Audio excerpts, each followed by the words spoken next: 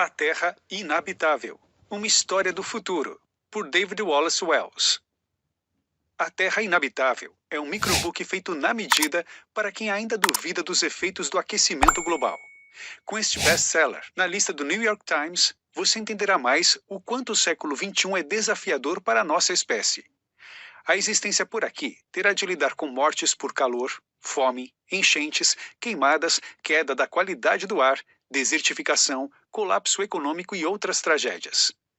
A reportagem foi escrita por David Wallace Wells, um jornalista especializado em clima e ciência, e teve origem em um ensaio com o mesmo nome do livro. 12 minutos. Nos próximos minutos, respire fundo enquanto ainda é possível.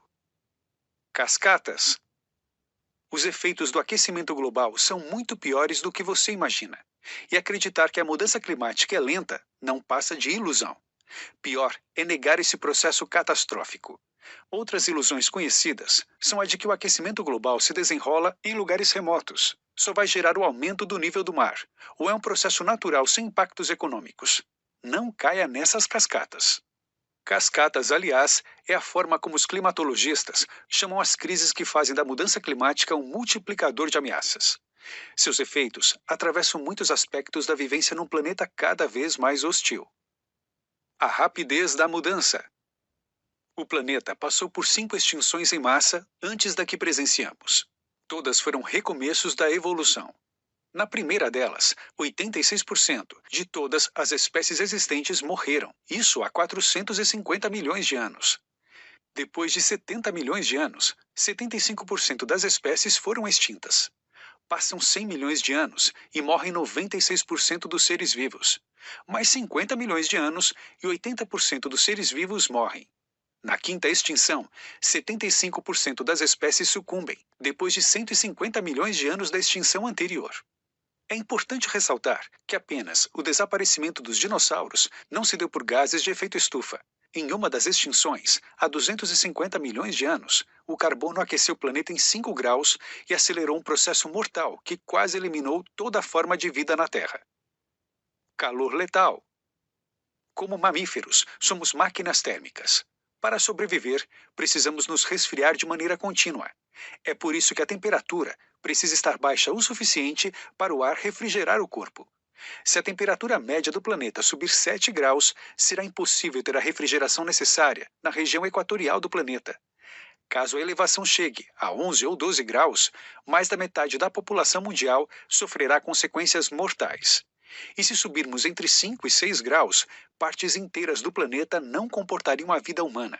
Ainda estamos longe de subir a este nível, mas se nada mudar... Fome. Para cada grau de aquecimento da temperatura média do planeta, a produção de alimentos diminui em média 10%. Com 5 graus de temperatura média maior, conforme a projeção para o fim do século, a produção de alimentos cai pela metade.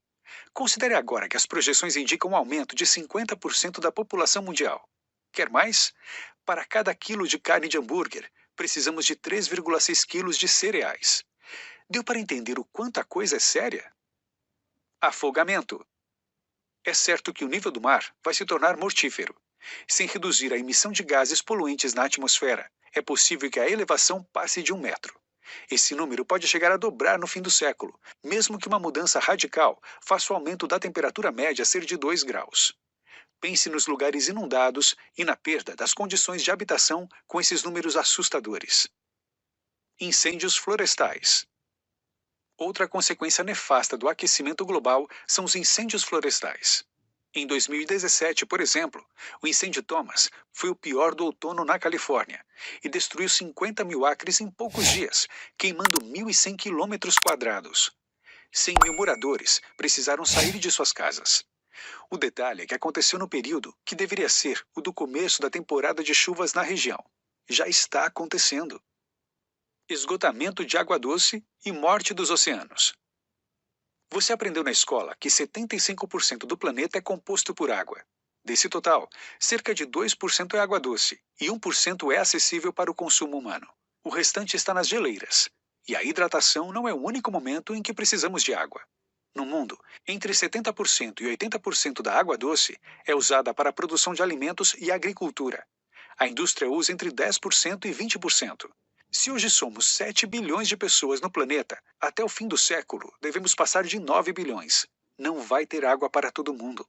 Costumamos pensar que o oceano está longe, mas o oceano é cada um de nós. É o ambiente predominante no planeta. Ele nos alimenta e ajuda no ciclo das estações. Já acontecem migrações de peixes para fugir das mudanças de temperatura nas águas.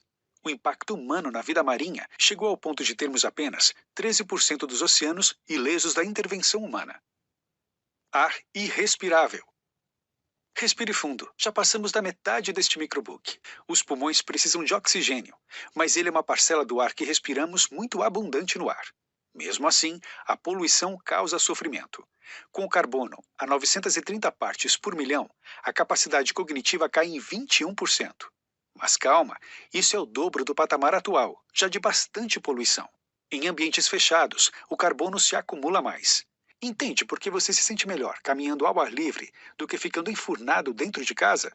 Pois bem, sem diminuir a poluição atmosférica, os problemas respiratórios já em alta podem atingir um ponto irreversível. Pragas do aquecimento.